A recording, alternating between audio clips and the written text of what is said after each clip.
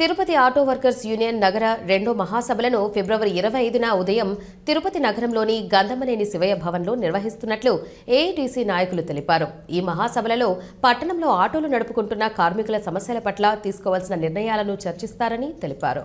ఫిబ్రవరి 25వ తేదీన తిరుపతి నగర 13వ auto union మహాసభలు ఘనంగా జరుపుకోబోతున్నాం.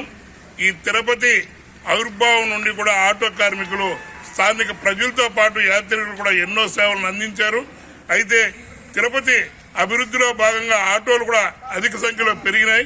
అందుకు తగిన విధంగా రోడ్లన్నీ కూడా విస్తరించకపోవడంతో ట్రాఫిక్ తో అనేక సమస్యలను ఎదుర్కొంటున్నాం. పోలీసులు గాని అదేవిధంగా ఆర్టీఓ అధికారులు గాని ఆటోల వల్ల ట్రాఫిక్ ఇబ్బంది కలుగుతుందని ఫైన్లేసి ఈ చలనాలేసి ఆటో డ్రైవర్లు వేధించడం సరైనది కాదు.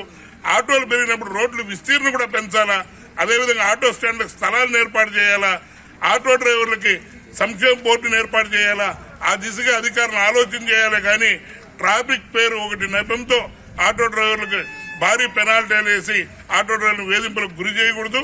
అనేక సమస్యలు తిరుపతి నగరంలో ఆటో కార్మికులు ఎదుర్కొంటున్నారు.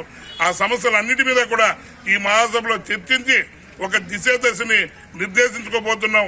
అందుకని నగరంలో ఉన్న ఆటో డ్రైవర్లు అందరూ కూడా ఫిబ్రవరి నెల 25వ తేదీ జరిగే మహాసభలో పాల్గొని ఈ మహాసభను జయప్రదం చేయాలని కూడా పిలుపునిస్తున్నాం.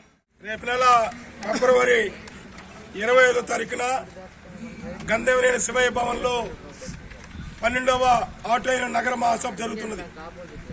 ఆ మహాసభలో ఆటో కార్మికుల సమస్యలపైన సుదీర్ఘంగా చర్చించి ఆ సమస్యల పరిష్కారం కోసం ఆ మహాసభలో కొన్ని తీర్మానాలు తీసుకొని మొట్టమొదటి తీర్మానాన్ని ఆటో కార్మికులకి సంక్షేమ బోర్డు ఏర్పాటు చేయాలని, రుణాలు లేని వడ్డీ లేని రుణాలు ఇవ్వాలని చెప్పని, ప్రతి ఒక్కరికి ఇంటి స్థలాలు ఏర్పాటు చేయాలని చెప్పని, ట్యాక్సీని నిమితిపతిగా చేయాలని చెప్పని అనేక సమస్యలపైన ఆ మహాసభ చర్చించుకోబోతున్నాం.